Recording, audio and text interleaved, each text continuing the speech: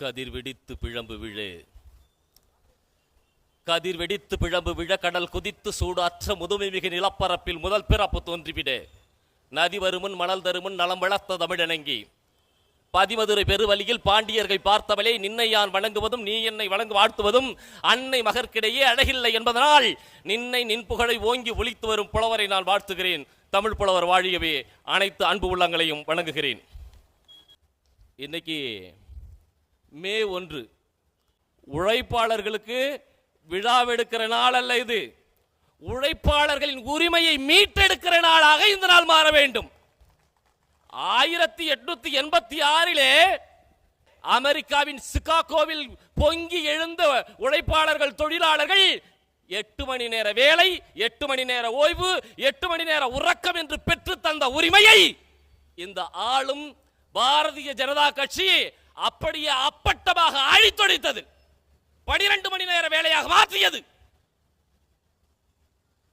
தொழிலாளர்கள் பக்கம் நிற்கிறோம் என்று பேசுகிற இந்த மானங்கட்ட திராவிட முன்னேற்ற கழக அரசு பாரதிய ஜனதா கட்சி ஆளுகிற மாநிலங்களுக்கு அடுத்தபடியாக போட்டி போட்டுக் கொண்டு 12 மணி நேர வேலை என்கிற திட்டத்தை சட்டமன்றத்திலே முன்மொழிந்தது. இந்த திமுகவுக்கு முட்டுக் கொடுக்கிற கம்யூனிஸ்ட் பேரியக்கங்கள், உழைப்பாளர்களுக்காக தொழிலாளர்களுக்காக கட்சி கட்டப்பட்டது என்று பேசுகிற கம்யூனிஸ்ட் பேரியக்கங்கள், தொழிலாளர்களின் உரிமையை பறிக்கிற இந்த 12 மணி நேர வேலை திட்டத்தை உடனடியாக கைவிட வேண்டும். மத்திய அரசாங்கமே எதிர்த்தாலும், மத்திய அரசாங்கம் உங்கள் மீது அடக்குமுறைகளை திணித்தாலும் அதை நாங்கள் ஏற்க மாட்டோம் என்று சொல்லுங்கள். இல்லை என்றால் கூட்டணியில் இருந்து நாங்கள் வெளியேறுகிறோம் என்று சொல்லியிருக்க வேண்டும். சொன்னார்களா? நான் தொடர்ச்சியாக இங்கு இந்த நிலத்தில் பேசி வருகிறேன். இந்த கம்யூனிஸ்ட் கட்சிகள் திராவிட முன்னேற்ற கழகத்தின் தொங்கு சதைகளாக ஒட்டுண்ணிகளாக மாறிவிட்டது என்று. இதே திருப்பூர் நிலத்தில் தொழிலாளர்கள் படுகிற துயர் பற்றி எவனாவது ஒருத்தம் பேசியதுண்டா? யாரா பேசியிருக்கீங்களா? இதே திருப்பூரில் தொழிலாளர்கள் வஞ்சிக்கப்படுகிறார்கள்.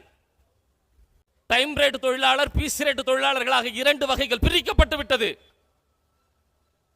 தொழிலாளர்களை இந்த பின்னலாடை நிறுவனங்கள் மிக மிக தரக்குறைவாக நடத்துகிறார்கள். உங்களை ஒப்பந்த தொழிலாளர்களாக்கி விட்டோம், நீ பீஸ் ரேட்டுக்கு வேலை செய்யற, உனக்கு பணி பாதுகாப்பு கிடையாது, உயிர் பாதுகாப்பு கிடையாது, தொழிலாளர் தொடர்பான எந்த உரிமையை பற்றியும் நீ பேசவே கூடாது என்று வழிவகை செய்துவிட்டு இந்த தொழிலாளர்களை வஞ்சித்துக் கொண்டிருக்கிறார்கள். இது இந்த கம்யூனிஸ்ட் கட்சிகளுக்கு தெரியாதா? ஐயா பெருமகன் சுப்பராயனுக்கு தெரியாதா? டைம் ரேட் தொழிலாளர்களுக்கு கொடுப்பது போன்றவே பணி பாதுகாப்பு, உயிர் பாதுகாப்பு, அவர்களுக்கு போனஸ், அவர்களுக்கு பிஎஃப், அவர்களுக்கு இஎஸ்ஐ வசதிகளை ஏற்படுத்தி கொடுக்க வேண்டும் என்று இந்த கம்யூனிஸ்ட் கட்சிகள் இந்த நாள் வரை இந்த நிலத்தில் பேசியதே இல்லையே. ஏன்?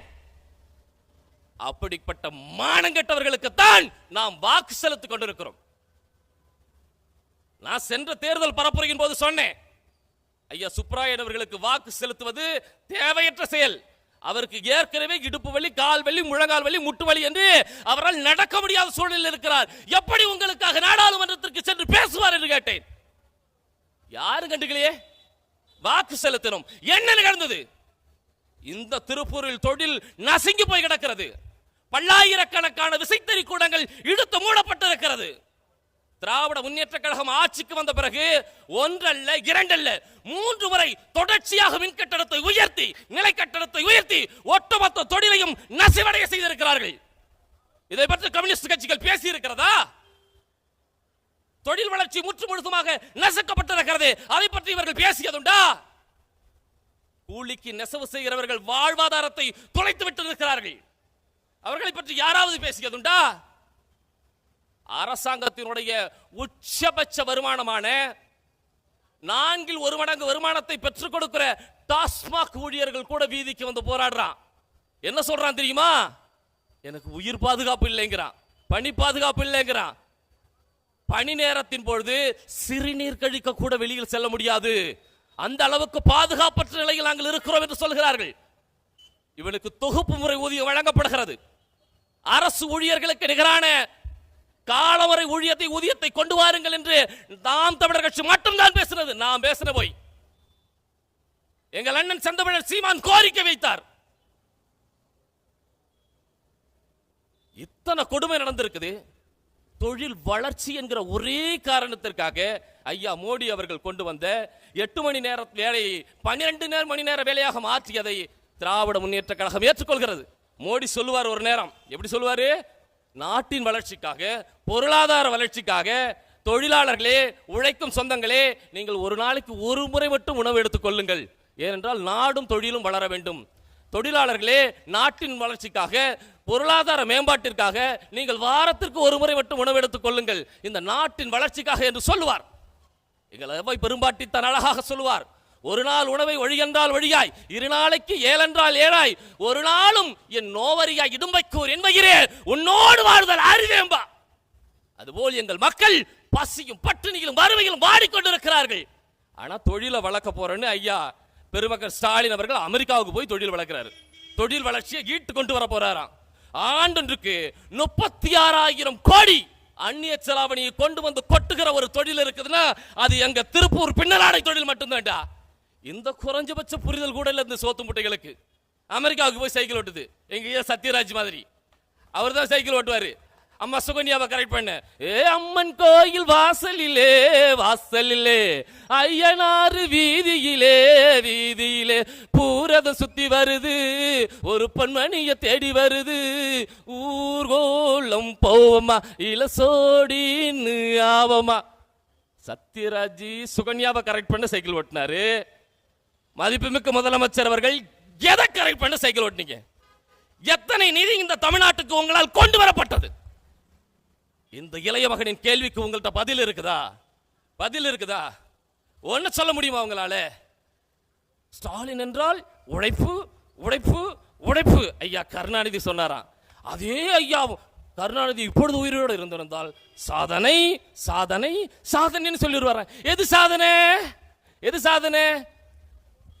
ஊருக்கு சோறு போட்ட எங்கள் மக்களை இலவசமாக அரிசி கொடுத்தால் தான் வாங்கி சாப்பிட்டு உயிர் வாழ முடியும் என்கிற இழிநிலையிலே கொண்டு போய் நிறுத்தினீர்களே, இதுதான் உங்க சாதனையா? இதுதான் உங்க சாதனையா? உலகத்திற்கே பெருமை சேர்த்த எங்கள் தமிழ் நிலத்தை குடிக்க வைத்து கள்ளக்குறிச்சிகளே 69 பேரை படுகொலை செய்தீர்களே, இதுதான் நீங்கள் இந்த நாட்டுக்கும் நாட்டு மக்களுக்கும் செய்த சாதனையா? எங்கள் திருப்பூர் தொழில் நிறுவனங்களை இழுத்து மூடுகிற அளவிற்கு மின் கட்டணத்தை உயர்த்தி வஞ்சித்தீர்களே, இதுதான் இந்த நாட்டு மக்களுக்கு நீங்கள் செய்த சாதனையா?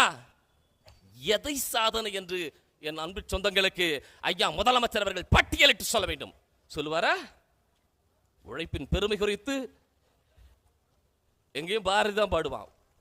உழவுக்கும் தொழிலுக்கும் வந்தனை செய்வோம், வீணில் உண்டு கழிப்போரை நிந்தனை செய்வோம், விடலுக்கு நீர் பாய்ச்சி வாய்ந்திட மாட்டோம், இங்கே வீணருக்கு உழைத்துடலும் நோக மாட்டோம்னு பாடுவான். அதுக்கு இன்னொரு படி மேல போய் ஐயன் வள்ளுவர் முடிச்சுக்கிறேங்க. ஐயன் வள்ளுவர் அவர்கள் சொல்லுவார்,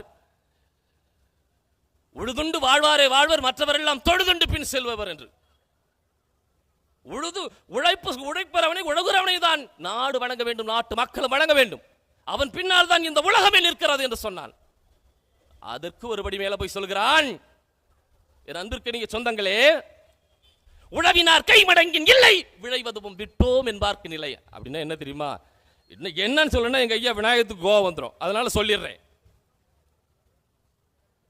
பச்சைமா மலைபோல் மேனி பவளவாய் கமலச்சங்கன் அச்சுதா அமரர் ஏரே, 1000 கொழுந்தே என்னும் இச்சுவை தவிர யான் போய் இந்திர லோகமாலும் அச்சுவை பெரிதும் வேண்டேன் அருங்குமா நகருளானேன் என்று அம்மாவும் வேணாம், அப்பாவும் வேணாம், அண்ணன் வேணாம், தம்பி வேணாம், பொண்டாட்டி வேணாம், புள்ள வேணாம், சொத்து வேணாம், சொக வேணாம் என்று எல்லாவற்றையும் உதறி தள்ளிவிட்டு துறவர புகிறான் அல்லவா துறவி. அந்த துறவி கூட நிம்மதியாக வாழ முடியாது உழவர் பெருமகன் சேற்றிலே காலெடுத்து வைக்கவில்லை என்றால் என்று பாடுகிறான். அப்படிப்பட்டவனுடைய உழைப்பு எங்களையா மருதகாசி இன்னும் அழகாக தோடுவார். நெத்தி வேர்வ சிந்தினோமே முத்து முத்தாக, அது நெல்மணியா விளைஞ்சிருக்கு கொத்து கொத்தாக, பக்குவமா அறுத்து அதை கட்டு கட்டாக அடிச்சு பதறி நீக்கு குவிச்சு வைப்போம் முட்டு முட்டாக. வளர்ந்து விட்ட பருவ பெண் போல் உனக்கு வெக்கமா, தலவனஞ்சு சும்மா பக்கிரியே தரையின் பக்கமாம், அது வளர்ந்து விட்ட தாய்க்கு தரும் ஆசை முத்தம்மா, என் மனைக்கு வர காத்திருக்கும் நீ என் சுத்தம்மா, என் முன்னைக்கு நேரிங்கே எதுவுமே இல்லை என்று எங்க வாழ்விலே துன்பமே. இப்படி பாடுறார். இப்படி உழவர்களின் சிறப்பை, உழைக்கும் மக்களின் பெருமையை பல காலகட்டத்தில் பாடி வந்தாலும் கூட இன்று எங்கள் தொழிலாளர்களின் நிலை பரிதாபத்துக்குரியதாக மாறி இருக்கிறது. எங்கள் உழைப்பை சுரண்டுவதற்கு ஹிந்திக்காரன் இங்க படை கட்டி வந்துட்டு இருக்கிறான்.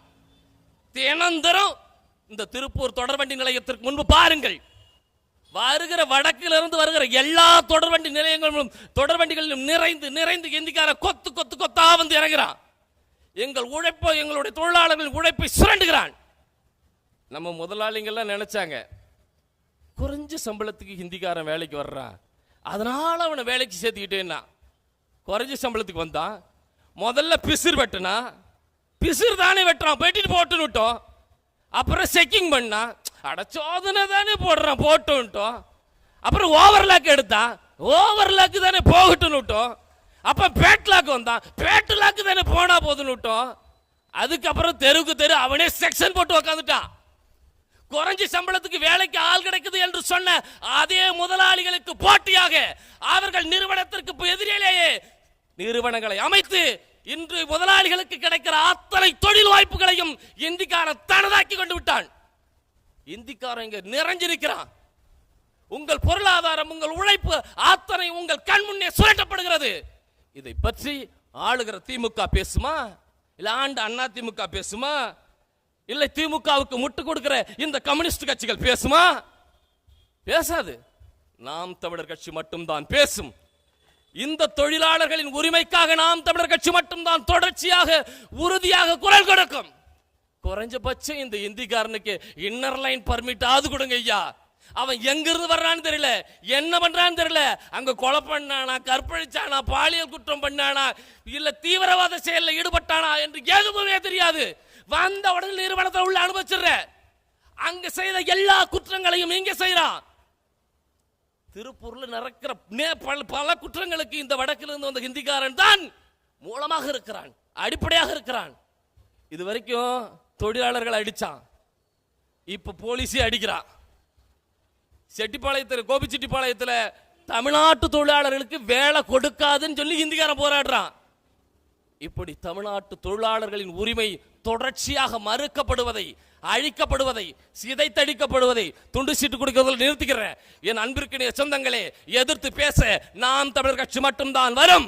ஓடப்பராயிருக்கும் ஏழையப்பர் உதயப்பர் ஆகிவிட்டால் ஓரொடிக்குள் ஓடப்பர் உயிரப்பர் எல்லாம் மாறி ஒப்பப்பர் ஆகிருவார் உணரப்பாணி என்று சொல்லி 10 தடவை பாடை வராது பதுங்கி கிடக்கும் புலியே தமிழா, செத்து மடிதல் ஒரு முறைதானடா, சிரித்துக் கொண்டே செருக்கலம் வாடா என்கிற எழுத்து கவிஞனின் வரிகளை தொட்டு தூங்குகிறவர்கள் தூங்கட்டும், துலங்குபவர் துலங்கட்டும், வீங்குபவர் வீங்கட்டும், விற்குபவர் விற்கட்டும், இருப்பவர்கள் இருக்கட்டும், எம் தமிழர் நலமென்னு இருகை ஏந்தி கிடைப்பவர்கள் நேயட்டும், தெருப்படியில் அமர்ந்தபடி படிப்படியாய் அமையாய்ந்து உருப்படியாய் ஒரு படியும் வளர்ந்து கிழிக்காதார் உட்கார்ந்து வான் பார்க்கட்டும் என்று சொல்லி, என் அன்பிற்கினிய சொந்தங்களே, உறுதியாக நாம் தமிழர் வெல்லும். அதை நாளை அமையவிருக்கிற நமது அரசு சொல்லும். சம்மன் வருவதற்குள் விடைபெறுகிறேன். நன்றி, வணக்கம்.